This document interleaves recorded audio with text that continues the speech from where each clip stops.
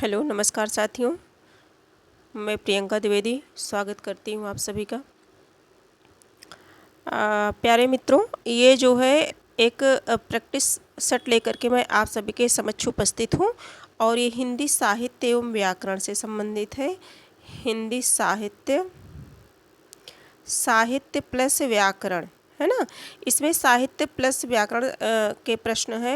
ये practice set है। ये संपूर्ण पाठ्यक्रम से है और ये जो पाठ्यक्रम है हमारा ये टीजीटी पीजीटी लेवल का है। टीजीटी पीजीटी का है, ठीक है। वो चाहे यूपी का हो चाहे बिहार का हो, मतलब किसी भी राज्य का टीजीटी पीजीटी संपूर्ण पाठ्यक्रम से इसमें क्वेश्चन रखे गए हैं इस प्रैक्टिस सेट में। और इसमें लगभग हम लोग 50 प्रश्नों को करेंगे। देखते हैं कितना कर पाते हैं। और वैसे अनुमान जो है ये 50 प्रश्नों का है। टारगेट हम सभी का 50 प्रश्न लेकर के चलेंगे इस प्रैक्टिस सेट में और यह सभी के लिए उपयोगी है। तो इसमें पहला प्रश्न जो हम सभी करने चल रहे हैं, ये जो है पहला प्रश्न है हमारा, निम्न में से कौन सी रचना व्याकरण ग्रंथ है। ऑप्शन में है कीर्ति पताका, बी है चर्यापद, सी है उक्त व्यक्ति प्रकरण, डी है वर्ण रत्नाकर। तो इसमें कौन सी रचना व्याकरण ग्रंथ है, व्याकरण ग्रंथ को पूछा गया है। तो ये उक्त व्यक्ति प्रकरण जो है ये व्याकरण ग्रंथ है। उक्त व्यक्ति प्रकरण ये व्याकरण ग्रंथ है और ये दामोदर शर्मा की है। किसकी है? दामोदर शर्मा की है। दामोदर शर्मा, ये रचना किसकी है? दामोदर शर्मा की है। और इस ग्रंथ में जो है गद्य और पद्य दोनों शैलियों का प्रयोग किया गया है। गद्य प्लस पद्य दोनों शैलियों में जो है तत्सम शब्दावली का प्रयोग किया गया है। और इसके बाद अगर हम देखें तो कीर्ति पताका जो है ये विद्यापति की रचना है। जो अगला ऑप्शन है हमारा कीर्ति पताका है ना। पदावली ये कीर्ति पताका, कीर्तिलता कीर्ति पताका है ना, ये विद्यापति की है। विद्यापति जिसे मैथिल कोकिल कहा जाता है, अभिनव जयदेव की उपाधि से विभूषित किया गया है, वही विद्यापति। और इसके और चर्यापद जो है ये जो है किसकी है? शबरपा की है। किसकी है? शबरपा की, ठीक है। ये जो है शबरपा की है। आगे हम सभी बढ़ते हैं, अपना देखते हैं प्रश्न संख्या 2 देखेंगे। तो घोटक का तद्भव रूप है। घोटक का तद्भव रूप बताना है। तो घोटक का जो तद्भव रूप हो जाएगा वो घोड़ा हो जाएगा, है ना। घोड़ा क्या है? तद्भव रूप है, ठीक है। आगे हम सभी देखेंगे, तीसरा प्रश्न है हमारा और ये जो वर्ण रत्नाकर है ये ज्योतिषर ठाकुर का है। ये वर्ण रत्नाकर सभी परिचित होंगे इससे। वर्ण रत्नाकर ज्योतिषर ठाकुर जी का है ना। आगे देखेंगे, ये इसका घोटक का तद्भव घोड़ा हो जाएगा। अगले प्रश्न पे हम बढ़ते हैं। भारत भारती का प्रकाशन वर्ष किस वर्ष हुआ? भारत भारती का जो प्रकाशन वर्ष है उसे बताना है। तो ये बहुत चर्चित रचना है, ये 1912 में हुआ। और किसकी है? भारत भारती। भारत भारती तो मैथिली शरण गुप्त की है ना। मैथिली शरण गुप्त की रचना है। मैथिली शरण गुप्त जी की रचना है भारत भारती, 1912 की रचना है। और इसी से इन्हें ख्याति भी मिली है ना। किसे? मैथिली शरण गुप्त को। और इसके साथ साथ इनकी कुछ और रचनाएं देख लेते हैं क्योंकि ये महत्वपूर्ण है, हिंदी साहित्य में इनका महत्वपूर्ण स्थान है मैथिली शरण गुप्त जी का। जैसे जयद्रथ वध और पंचवटी, क्या है? पंचवटी है ना। और झंकार साकेत बहुत इंपॉर्टेंट है। साकेत रचना है ना। साकेत हो गया, यशोधरा हो गया, द्वापर भी तो इन्हीं का है। द्वापर भी इन्हीं की रचना है। किसकी? मैथिली शरण गुप्त की है। जय भारत हो गया है ना। और विष्णुप्रिया आदि हो गया। इसके बाद हम देखेंगे अगला प्रश्न है, प्रश्न संख्या 4 है। देसिल बयाना सब जन मिठा, यह प्रसिद्ध उक्ति किसने कही है ना। देसिल बयाना सबजन मिठा, ये तो विद्यापति की है ना। देसिल बयाना सबजन मिठा, ये उक्त किसकी है? विद्यापति की है। और मैथिल कोकिल भी इन्हें कहा जाता है। किसे? विद्यापति को। पदावली कीर्तिलता और कीर्ति पताका इनकी रचनाएं हैं। इनकी कुछ संस्कृत में भी रचनाएं हैं। और आगे हम सभी देखते हैं, प्रश्न संख्या 5 देखते हैं। प्रश्न संख्या 5 जो है हमारा उपजाऊ का विलोम शब्द है। बताया गया अभी आप सभी को कि संपूर्ण पाठ्यक्रम से संबंधित प्रश्नों को इसमें सम्मिलित किया गया है। और इसी प्रकार से अगर देख रहे हैं आप सभी तो इसमें ये विलोम है। विलोम शब्द से भी प्रश्नों को रखा गया है। विलोम शब्द से भी प्रश्नों को रखा गया है। तो इसमें है उपजाऊ का विलोम है। उपजाऊ का विलोम शब्द क्या हो जाएगा, ऊसर हो जाएगा, है ना। करेक्ट आंसर इसका सी हो जाएगा। प्रश्न संख्या 6 देखते हैं। अर्धस्वर इनमें से हैं। तो अर्ध स्वरों की संख्या कितनी होती है, 4 होती है। या, र, ल, व। जो अंतस्थ होते हैं वही तो अर्धस्वर कहलाते हैं। तो निम्न में से अर्धस्वर नहीं है, प्रश्न इस तरह से बनना चाहिए था, नहीं है।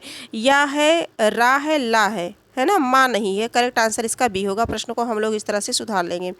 आगे हम सभी देखेंगे, देश विभाजन की त्रासदी किस उपन्यास में वर्णित है। प्रश्न संख्या 7 है हमारा, देश विभाजन। ये प्रश्न कई बार परीक्षा में बनता है। तो ये राग दरबारी गबन है ना, इन्हीं हथियारों से। ये झूठा सच है, क्या है, करेक्ट आंसर सी हो जाएगा हमारा, झूठा सच। ये यशपाल का उपन्यास है।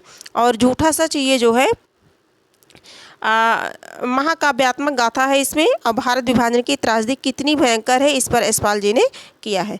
आगे हम सभी देखेंगे, अगला प्रश्न देखेंगे। प्रश्न संख्या जो है 8 है, ये बोली से संबंधित है। पश्चिमी हिंदी की बोली कौन सी है। पश्चिमी हिंदी की बोली से प्रश्न बना है। तो इसमें है कन्नौजी है, पश्चिमी हिंदी की बोली है ना। खड़ी बोली या कौरवी, खड़ी बोली, देखिए पश्चिमी हिंदी की खड़ी बोली या कौरवी, ठीक है। ब्रजभाषा हरियाणवी, बुंदेली और कन्नौजी, ये सभी किसकी हैं, पश्चिमी हिंदी की बोलियां हैं। तो कन्नौजी हमारी आ गई ना, तो पश्चिमी हिंदी पूछा गया है तो पश्चिमी हिंदी की क्या हो गई, कन्नौजी हो गई। इसके साथ साथ ये जो मगही है, मगही और मैथिली, ये तो बिहारी हिंदी है ना। मगही और मैथिली ये क्या है, बिहारी हिंदी है। मगही मैथिली है ना, भोजपुरी। आगे हम सभी देखेंगे और ये जो अवधी जो है ये तो पूर्वी हिंदी की है ना। अवधी क्या है, पूर्वी हिंदी की है। अवधी बघेली छत्तीसगढ़ी, ये किसकी है, ABC, जिसे हम लोग ABC ट्रिक से याद किए हैं। अवधी बघेली छत्तीसगढ़ी, ये पूर्वी हिंदी की है।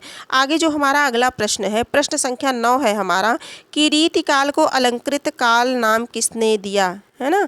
रीतिकाल को अलंकृत काल नाम किसने दिया। हम देखते हैं ऑप्शन में, रमाशंकर शंकर शुक्ल रसाल, बी है विश्वनाथ मिश्र, सी है मिश्रबंधु, डी है रामचंद्र शुक्ल।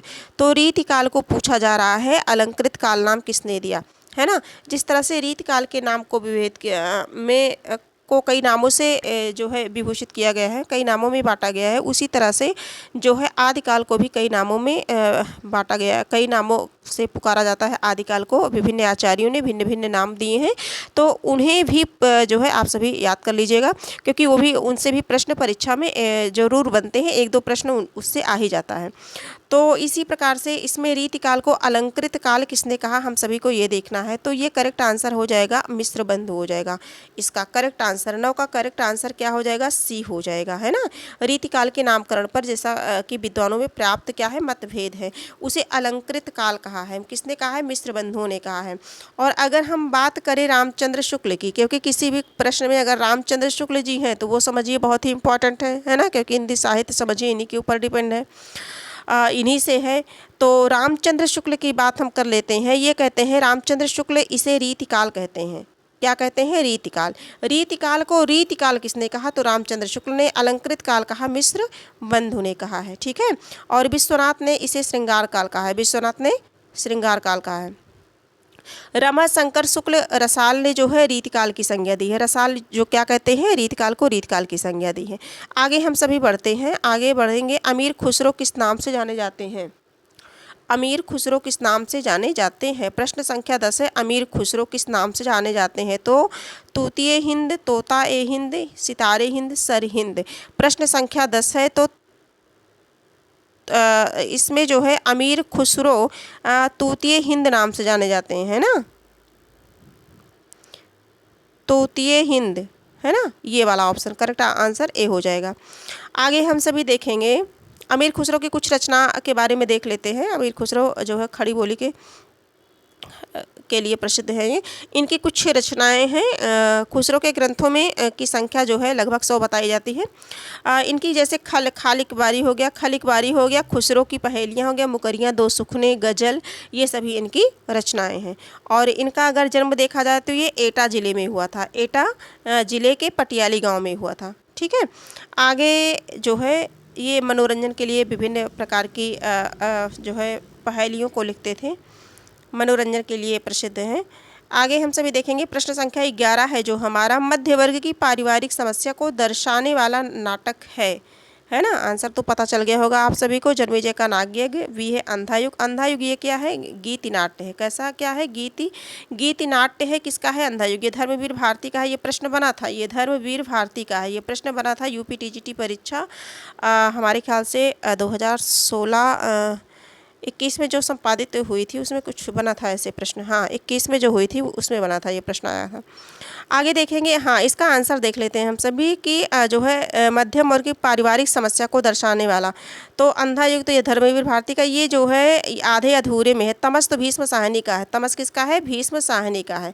भीष्म साहनी की रचना है तमस। प्रश्न संख्या 11 है। 11 का करेक्ट आंसर हमारा सी हो जाएगा। क्या होगा? सी होगा। सी में क्या है? ये आधे अधूरे किसकी रचना है? मोहन राकेश की है। किसकी है? मोहन राकेश की है। और इसी में है।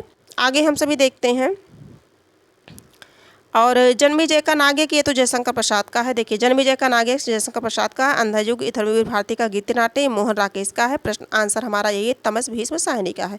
आगे हम सभी देखते हैं प्रश्न संख्या 12 देखते हैं, जो अधिक बोलता है, जो अधिक बोलता है उसके लिए एक शब्द क्या बोलते हैं? तो जो अधिक बोलता है उसके लिए क्या बोलेंगे? वाचालित कहते हैं उसे, है ना। उसके लिए एक शब्द जो प्रयोग किया जाएगा वो वाचाल होगा। अनेक शब्दों के लिए एक शब्द से प्रश्न बना है। आगे देखेंगे, सूरदास किस उपन्यास का चर्चित पात्र है? हाँ, ये प्रश्न भी बना था, सूरदास किस उपन्यास का चर्चित पात्र है। ये भी प्रश्न कई बार परीक्षा में बना है। गोदान, कर्मभूमि, रंगभूमि, तो ये तो रंगभूमि का पात्र है ना। प्रश्न संख्या 13 का सी हो जाएगा। और सूरदास प्रेमचंद्र कृत रंगभूमि का पात्र है। किसका है? रंगभूमि का पात्र है। और ये किसका उपन्यास है? मुंशी प्रेमचंद्र का। मुंशी प्रेमचंद्र का। अभी प्रेमचंद्र जी की जन्मतिथि थी, तो उनके जन्मतिथि पर हम लोगों ने क्या किया था? प्रेमचंद्र के नाटक, कहानी, उपन्यास से संबंधित, उनके जीवन से संबंधित संपूर्ण जानकारी हम लोगों ने इकट्ठा की थी। तो इनकी रचनाओं के बारे में तो अभी हाल ही में हम लोगों ने पढ़ा है, फिर भी एक बार रिवीजन कर लेते हैं कि जैसे प्रेमा हो गया, इनकी कुछ रचनाएं देख लेते हैं। मुंशी प्रेमचंद्र जी महत्वपूर्ण स्थान रखते हैं हिंदी साहित्य में, है ना। इन्होंने 300 से अधिक कहानियाँ लिखी हैं, है ना, उपन्यास लिखे हैं। आगे देखते हैं, हम सभी देख लेते हैं। प्रेमा हो गया, जैसे प्रेमा हो गया, रूठी रानी हो गया, सेवा सदन हो गया, वरदान, प्रेमाश्रय, कायाकल्प, निर्मला, प्रतिज्ञा, गबन, है ना। और गोदान, कर्मभूमि, मंगलसूत्र इनका अधूरा है। मंगलसूत्र इनका क्या है? अधूरा है। और ये सभी जो है प्रेमचंद्र के उपन्यास हो गए। हम सभी आगे बढ़ते हैं। देखिए, इसमें भी ऑप्शन में हमारे जो दिया गया था, गोदान, रंगभूमि, कायाकल्प, ये सभी जो है मुंशी प्रेमचंद्र जी के ही उपन्यास हैं। और जो इसका आंसर था वो तो रंगभूमि था, जिसमें सूरदास पात्र है। प्रश्न संख्या 14 देखते हैं, दूसरी परंपरा की खोज किस विधा की रचना है? दूसरी परंपरा की खोज, प्रश्न संख्या 14, तो ये तो आलोचना है ना। दूसरी परंपरा की खोज आलोचना है। किसका? नामवर सिंह का है। आगे हम सभी बढ़ते हैं। प्रश्न संख्या 14 देखते हैं, बिनु पग चले सुने बिनु काना, इसमें कौन सा अलंकार है? बिनु पग चले, बिना पैर के चलता है, पैर नहीं है, पैर नहीं है, फिर भी वो क्या कर रहा है? चल रहा है। कौन सा होगा?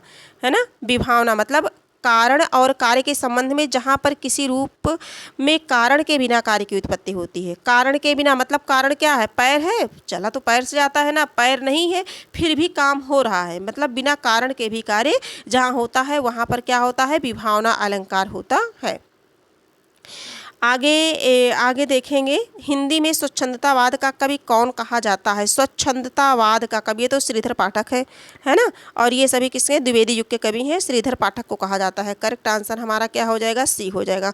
प्रश्न संख्या 16, इसका करेक्ट आंसर क्या हो जाएगा? इसका करेक्ट आंसर हमारा श्रीधर पाठक हो जाएगा। पंचवटी शब्द में कौन सा समास है? देखिए, समास से भी प्रश्न बना है ना। समास से भी प्रश्न बना है इसे। पंचवटी में कौन सा समास है? पंचवटी, 5 वटों का समूह। जो है संख्या पूर्वे दिगु, है ना। दिगु क्या होता है? ये जो दिगु होता है ये संख्यावाची होता है ना, संख्यावाची होता है, संख्यावाची दिगु होता है। तो इसमें कौन सा समास है? समझ गए होंगे, संख्यावाची है। पंचानाम वटानाम समाहारा, अगर इस तरह से हम करना चाहें तो संस्कृत में, है ना, 5 वटों का समूह। तो इसमें कौन सा अलंकार? 17 का क्या हो जाएगा? बी हो जाएगा। समास, क्षमा चाहूँगी, समास है। और अगर यही हम देख लेते हैं जिस समास में पहला पद विशेषण तथा दूसरा विशेष्य होता है। विशेषण और विशेष्य का संबंध किसमें होता है? कर्मधारय में होता है। अव्यय पहला पद क्या होता है? अव्यय भाव होता है। पूर्व पद प्रधान अव्यय भाव है ना। उत्तर पद प्रधान तत्पुरुषा, तत्पुरुष समास में उत्तर पद प्रधान होता है। तो इसी तरह से हम लोग देखते चलते हैं, हम सभी का क्या होता है, रिवीजन हो जाता है। जो भी क्वेश्चन मिलते हैं उन सभी से हम सभी देख लेते हैं और इस तरह से प्रश्न हमें याद हो जाते हैं। प्रश्न संख्या 18 देखेंगे। अन्य मनस्क शब्द का आशय है, इसका आशय बताना है। जिसका मन अपनी ओर हो, जिसका मन किसी दूसरे की ओर हो, जिसका मन निर्मल हो, जिसका मन केंद्रित हो। अन्य मनस्क मतलब जिसका मन किसी दूसरे की ओर हो, यही तो होगा प्रश्न संख्या 18 है ना। तो किसी दूसरे की ओर हो, करेक्ट आंसर हमारा बी हो जाएगा। अगला देखते हैं। धन्य भारत भूमि सब रत्नानि की उपजावन, इस पंक्ति के लेखक हैं। ये भी प्रश्न बनता है परीक्षा में। प्रताप नारायण मिश्र भी है, बद्री नारायण चौधरी प्रेमघन, सी है भारतेंदु हरिश्चंद्र, डी है मैथिली शरण गुप्त। तो ये तो प्रेमघन की पंक्ति है भाई, किसकी है? जो है प्रेमघन की है। करेक्ट आंसर हमारा क्या होगा? बी हो जाएगा। और अगर इनसे संबंधित हम इनके कुछ रचनाओं को देख लेते हैं, मुंशी ये बद्री नारायण चौधरी प्रेमघन की रचनाओं में देखेंगे और जीर्ण जनपद, आनंद अरुणोदय, हार्दिक हर्षोदर्श, मयंक महिमा, अलौकिक लीला, ठीक है, वर्षा बिंदु। आगे हम सभी देखेंगे जो है प्रश्न संख्या हम 20 देखेंगे। प्रश्न संख्या 20 देखते हैं। हमारा जो प्रश्न है प्रश्न संख्या 20 देखते हैं हम सभी। प्रश्न संख्या 20 में है कि पहला गिरमिटिया उपन्यास विशेषता पर केंद्रित है। उपन्यास पहला गिरमिटिया उपन्यास है जो है कि उपन्यास विशेषकर किस पर केंद्रित है? तो ये तो महात्मा गांधी पर केंद्रित है। किस पर है? महात्मा गांधी पर। करेक्ट आंसर इसका जो है बी हो जाएगा, ठीक है। आगे हम सभी देखेंगे 21 नंबर का प्रश्न देखेंगे। दुखम सुखम उपन्यास की लेखिका हैं। दुखम सुखम उपन्यास की लेखिका का नाम बताना है। तो चित्रा मुदगल, प्रभा केथान, ममता कालिया, नासिरा शर्मा। दुखम सुखम बताइए क्या होगा? ममता कालिया। दुखम सुखम किसका है? ममता कालिया का है। 21 का क्या हो जाएगा? सी हो जाएगा। और अगर इनका जो है ये ममता कालिया है, इनके अन्य उपन्यास की बात करें तो बेघर हो जाएगा, बेघर हो जाएगा और नरक दर नरक हो जाएगा, नरक दर नरक हो जाएगा। प्रेम कहानी, साथी, लड़कियां एवं दौड़, ये सभी इनकी किसकी है? ममता कालिया का है। दुखम सुखम क्या है? ममता कालिया का है। आगे हम सभी देखते हैं। सूर्य की अंतिम किरण से सूर्य की पहली किरण तक किसकी नाट्य कृति है? ये तो सुरेंद्र वर्मा का है, बहुत चर्चित, बहुत प्रसिद्ध है ना, इम्पॉर्टेंट भी है। सुरेंद्र वर्मा का है। किसका है? सुरेंद्र वर्मा का है। करेक्ट आंसर ए हो जाएगा, है ना। और अगर देखा जाए तो 8वां सर्ग इनकी रचना है जो बहुत चर्चित है। 8वां सर्ग ये भी इम्पॉर्टेंट रचना है। 8वां सर्ग सूर्य की अंतिम किरण से सूर्य की पहली किरण तक सुरेंद्र वर्मा का है और 8वां सर्ग भी है। आगे हम सभी देखते हैं। प्रश्न संख्या 23 में बढ़ते हैं। रामानुजाचार्य ने किस दर्शन का प्रतिपादन किया? तो ये तो विशिष्टाद्वैतवाद फेमस है। आगे हम सभी चलते हैं। प्रश्न संख्या 24 देखते हैं। भक्ति आंदोलन भारतीय चिंतन धारा का स्वाभाविक विकास है, यह कथन किसका है? कथन को फिर से पढ़ते हैं। भक्ति आंदोलन भारतीय चिंतन धारा का स्वाभाविक विकास है, यह कथन किसका है? कथन बताना है, ये कथन से संबंधित है। प्रश्न संख्या 24, प्रश्न संख्या 24 है, कथन से जो है प्रश्न बने हैं इसमें। तो भक्ति आंदोलन भारतीय चिंता का स्वाभाविक, ये है आचार्य जो है हजारी प्रसाद द्विवेदी का है। हजारी प्रसाद द्विवेदी का है। भक्ति आंदोलन भारतीय चिंता का स्वाभाविक विषय, यह कथन हजारी प्रसाद द्विवेदी का है। अगले प्रश्न पर चलते हैं। प्रबंध चिंतामणि के रचयिता का नाम है। प्रबंध चिंतामणि, प्रबंध चिंतामणि ऑप्शन में है दामोदर पंडित, बी है आसुक कवि, कवि आसुग, सी है रोड़ा कवि आसुग है ना, और डी है मेरुतुंग है। तो 25 नंबर का जो प्रश्न होगा ये प्रबंध चिंतामणि, प्रबंध चिंतामणि ये मेरुतुंग है, ये मेरुतुंग है। कौन है? मेरुतुंग है, मेरुतुंग है। करेक्ट आंसर डी हो जाएगा। करेक्ट आंसर हमारा क्या होगा? डी होगा। थोड़ा सा कम दिख रहा था इसीलिए मैंने लिखा। ब्रज भाषा का क्षेत्र कौन सा नहीं है? ब्रज भाषा का क्षेत्र बताना है। धौलपुर, धौलपुर, सरगुजा, मथुरा, आगरा। तो मथुरा और आगरा में तो ब्रज बोली ही जाती है ना। बी सरगुजा नहीं है। क्या नहीं है?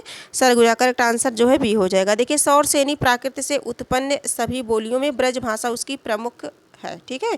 और सूरसेन का ही दूसरा नाम क्या है? ब्रजमंडल है। ब्रज भाषा की अनेक बोलियों में जैसे नैनीताल की मुक्सा, एटा, मैनपुरी, बदायूं, बरेली की अंतर्वेदी, ग्वालियर, धौलपुर है ना, धौलपुर देखिए आया है। और इसके साथ साथ जो है आगे हम सभी देखते हैं मथुरा, अलीगढ़, आगरा, है ना, इत्यादि। आगे हम सभी देखते हैं प्रश्न संख्या 27 देखते हैं। जिसने मृत्यु को जीत लिया है, इसके लिए अगर एक शब्द किया जाए तो मृत्युंजय। मृत्युंजय, जिसने मृत्यु को जीत लिया है, इसके लिए एक शब्द प्रयोग किया जाएगा तो मृत्युंजय किया जाएगा। आगे हम सभी प्रश्नों को देखते हैं। प्रश्न संख्या है हमारा प्रत्यय रहित शब्द है, प्रत्यय रहित शब्द है। प्रश्न संख्या है 28 है। प्रत्यय रहित शब्द है जिसमें प्रत्यय नहीं है, तो मर्मज्ञ। मर्मज्ञ में प्रत्यय नहीं है ना, तो करेक्ट आंसर हमारा ए हो जाएगा। 28 का करेक्ट आंसर हमारा ए हो जाएगा। प्रत्यय प्रायः शब्द के बाद में लगते हैं और उपसर्ग जो है प्रायः उपसर्ग शब्द के प्रारंभ में लग करके शब्द के अर्थ को परिवर्तित कर देते हैं, बदल देते हैं। अतीन्द्रिय शब्द का आशय है, 29 नंबर का जो प्रश्न है, अतीन्द्रिय शब्द का आशय है इंद्रियों की पहुंच से बाहर, इंद्रियों की रखवाली करने वाला, इंद्रियों का स्वामी, इंद्रियों के बस में रहने वाला। तो जो 29 नंबर का प्रश्न है, इसका करेक्ट आंसर हम सभी देखेंगे इंद्रियों की पहुंच से बाहर। अतीन्द्रिय है ना, तो इंद्रियों की पहुंच से बाहर। अगला हम सभी देखेंगे समस्त पृथ्वी से संबंध रखने वाला। तो जो भौमिक, भौमिक मतलब भूमि, भूमि यानी कि पृथ्वी से बना है ना, तो भौमिक सभी समस्त पृथ्वी से संबंध रखने वाला के लिए सार्वभौमिक।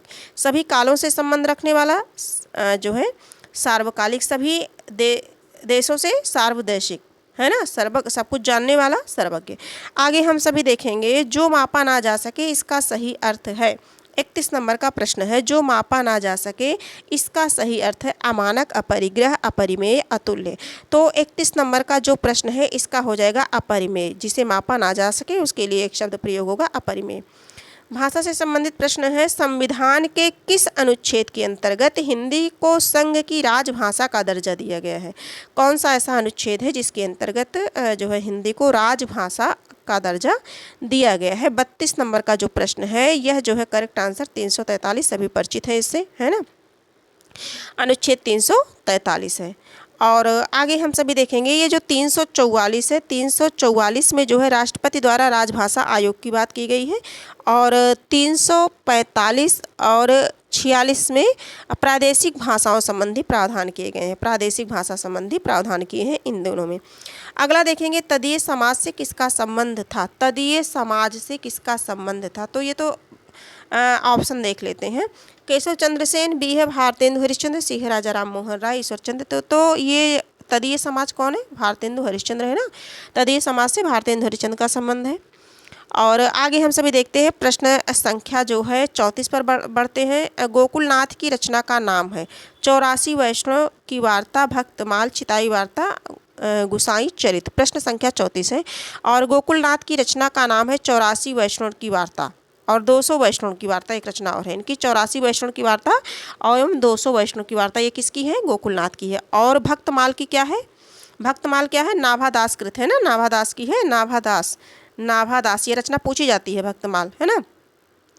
आगे हम सभी देखते हैं आर्द्र का विलोम है, तो आर्द्र का क्या हो जाएगा? शुष्क हो जाएगा।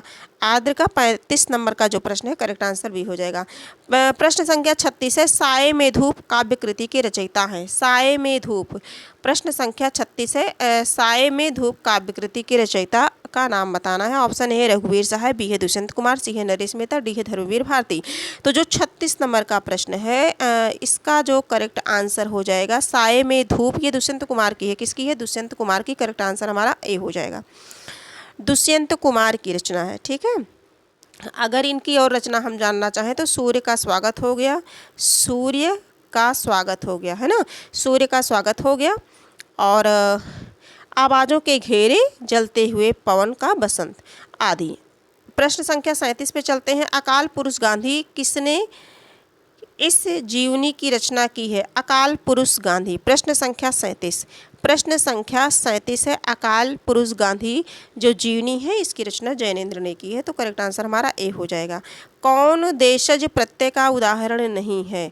देशज प्रत्यय, है ना, का उदाहरण नहीं। फर्राटा, अड़ियर, घुमक्कड़ ये उच्चतर नहीं है। क्या नहीं है? उच्चतर नहीं है, बाकी ये सभी देशज हैं। आगे हम सभी देखेंगे जो है प्रश्न संख्या है हमारा, हम लोगों ने 50 प्रश्नों को सोचा है। है ना। आवाहन का विलोम है आवाहन, आवाहन का मतलब होता है किसी को बुलाना, आवाहन करना। विसर्जन होगा इसका, करेक्ट आंसर क्या होगा, सी हो जाएगा। विलोम का अर्थ सभी परिचित हैं, इसका अर्थ होता है विपरीतार्थक। विलोम का क्या अर्थ होगा, विपरीतार्थक होता है। तो हम लोगों ने 39 प्रश्न कर लिए हैं। अब 39 के बाद 40 नंबर का जो प्रश्न है, प्रत्यय रहित शब्द है जिसमें प्रत्यय नहीं है और प्रत्यय जो है शब्द के अंत में लग करके उसके अर्थ को बदलते हैं, है ना। तो जो 40 नंबर का जो प्रश्न है दुर्गुण है, इसमें दुर्गुण है। आगे जो है देखेंगे 41 नंबर का जो प्रश्न है, रुद्र संप्रदाय की स्थापना किसने की, प्रश्न संख्या 41। रुद्र संप्रदाय की स्थापना विष्णु स्वामी ने की थी, किसने की थी, विष्णु स्वामी ने की थी रुद्र संप्रदाय की स्थापना।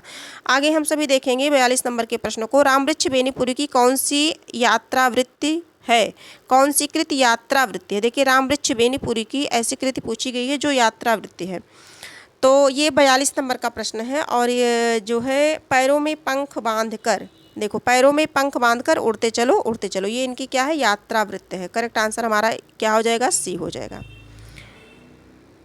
आगे देखेंगे जो मेरी यूरोप यात्रा, गणेश नारायण सोमानी का यात्रा वृत्त है। ये किसका है, गणेश नारायण सोमानी का है। आप्रवास की यात्रा, आप्रवासी की यात्राएं, ये डॉक्टर नगेंद्र का यात्रा वृत्तांत है। किसका है, डॉक्टर नगेंद्र का यात्रा वृत्तांत है।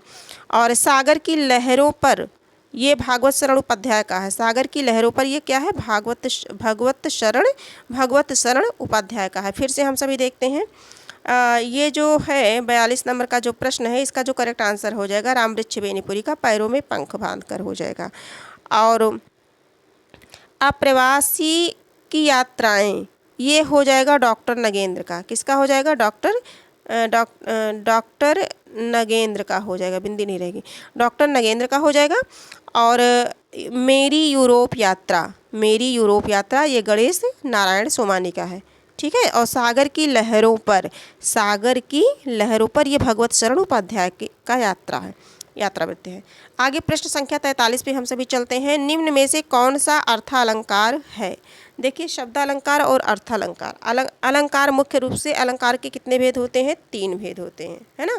बहुत लोगों ने केवल 2 माना है, शब्दालंकार और अर्थालंकार 2 ही माना है, लेकिन कितने होते हैं, 3 होते हैं। शब्दालंकार, अर्थालंकार और उभयालंकार 3 प्रकार के होते हैं। तो प्रश्न बन जाता है कि शब्दालंकार के अंतर्गत कौन कौन से आते हैं, है ना, और अर्थालंकार के अंतर्गत कौन कौन से आते हैं, और उभय अलंकार तो जो दोनों में रहते हैं वो होता है। आगे हम सभी देखेंगे इसमें जो प्रश्न है, हमारा प्रश्न हमसे पूछा जा रहा है निम्न में से कौन सा अर्थालंकार है।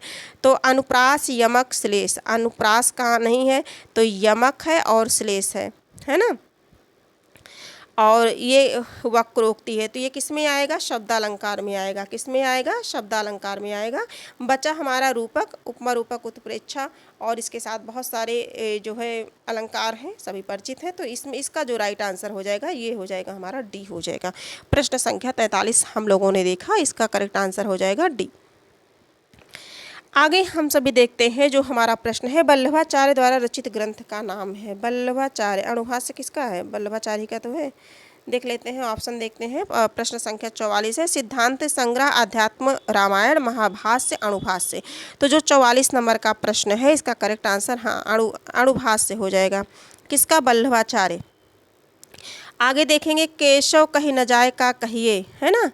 45 नंबर का जो प्रश्न है ये पूछा गया है किसकी है, केशवदास की है, कबीरदास की है, तुलसीदास की है, नरहरिदास की। देखिए केशव कही न जाए तो केशवदास को दे दिया गया है कन्फ्यूजन उत्पन्न करने के लिए, गलत आंसर गलत कराने के लिए, है ना।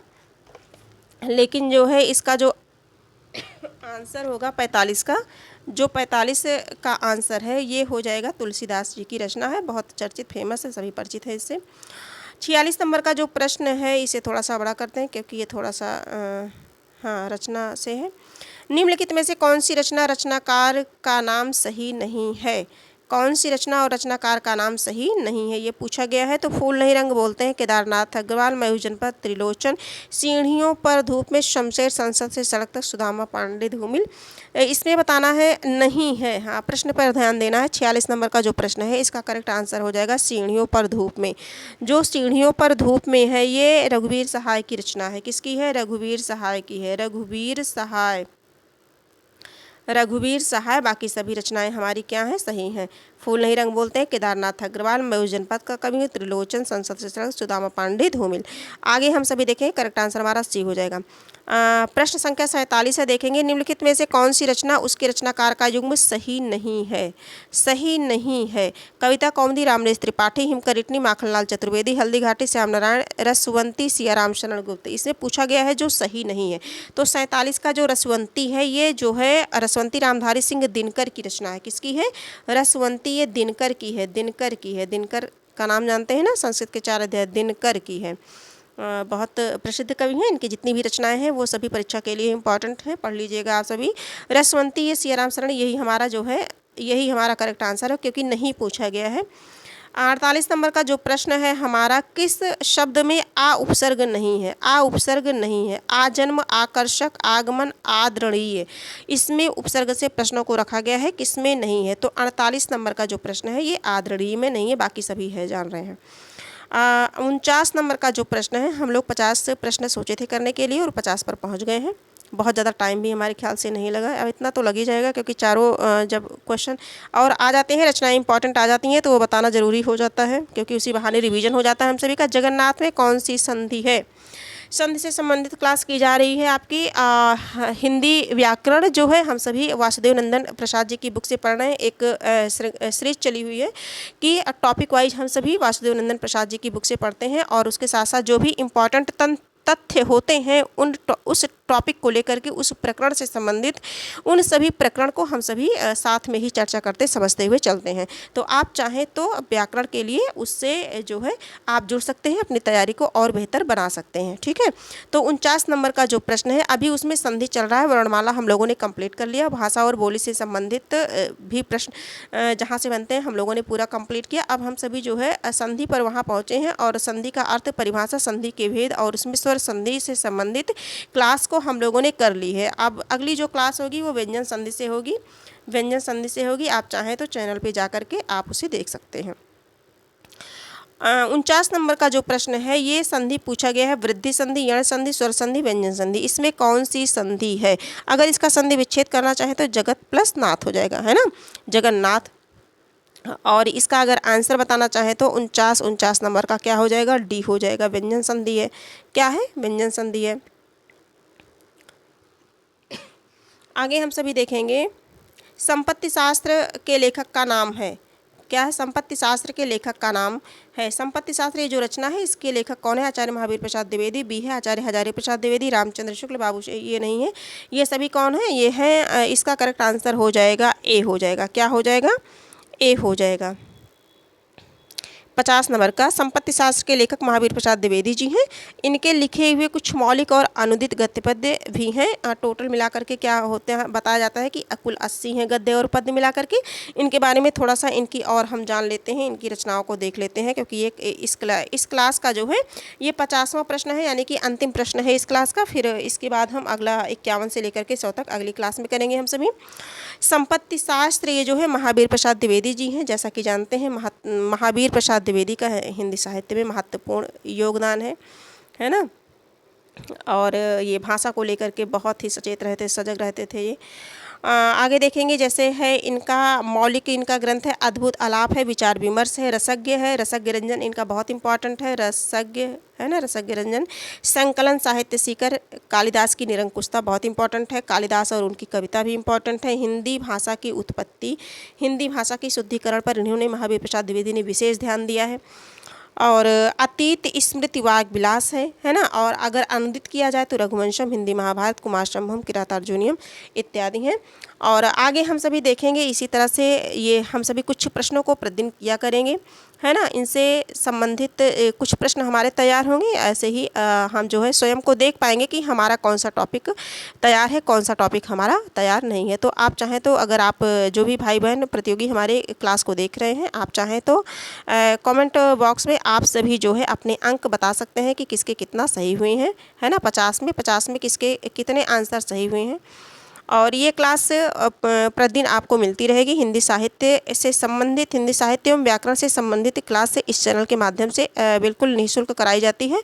और इसके साथ ही साथ समीक्षा अधिकारी एवं सहायक समीक्षा अधिकारी की क्लास RO परीक्षा 2024 में जो भी हमारे भाई बहन प्रतियोगी लगे हुए हैं उनके लिए भी जो प्रारंभिक परीक्षा में 6 टॉपिक लगे हुए हैं, है ना, उन सभी की जो है क्लास, उन 6 टॉपिक को पूरी गहनता के साथ इस जो है चैनल पर पढ़ाया जाता है, बिल्कुल निःशुल्क है। और उसमें हम सभी अभी पर्यायवाची शब्दों को पढ़ रहे हैं, है ना। तो आप अगर इच्छुक हैं और अगर प्रतियोगी हैं आप, तो आप देख सकते हैं। और आज की क्लास यहीं है, फिर हम मिलेंगे नए प्रश्नों के साथ मिलेंगे। और अगर ये क्लास आपको उपयोगी लगी हो किसी भी कारण से, तो आप इसे लाइक कर दीजिए, सब्सक्राइब कर लीजिए और अपने कुछ मित्रों तक शेयर कर दीजिए। और आपका लाइक और सब्सक्राइब आप समझ सकते हैं हमारे लिए बहुत महत्वपूर्ण है। एक प्रकार से हमारे अंदर ऊर्जा का संचार होता है आपके लाइक और सब्सक्राइब को देख करके, आपके कमेंट को देख करके हमारा आत्मविश्वास बढ़ता है। और हम जो है मैं क्लास बनाने के लिए प्रेरित होती हूँ, है ना। तो एक प्रकार से कमेंट के माध्यम से हमारी और आपकी कुछ बातें हो जाती हैं, ऐसा लगता है कि आप मुझे सुन पा रहे हैं और मैं आपको समझ पा रही हूँ। तो ये जो है विचारों का आदान प्रदान होता रहे, तो इससे अच्छा और कुछ हो ही नहीं सकता। तो हम सभी अपनी तैयारी में और जो है उन्नति करेंगे, अपनी तैयारी को और बेहतर बना सकते हैं इस तरह से। और आज की क्लास यहीं हम कंप्लीट करते हैं। इसके बाद फिर हम मिलेंगे, नए क्लास के साथ मिलेंगे, नए प्रश्नों के साथ मिलेंगे। और तब तक के लिए धन्यवाद।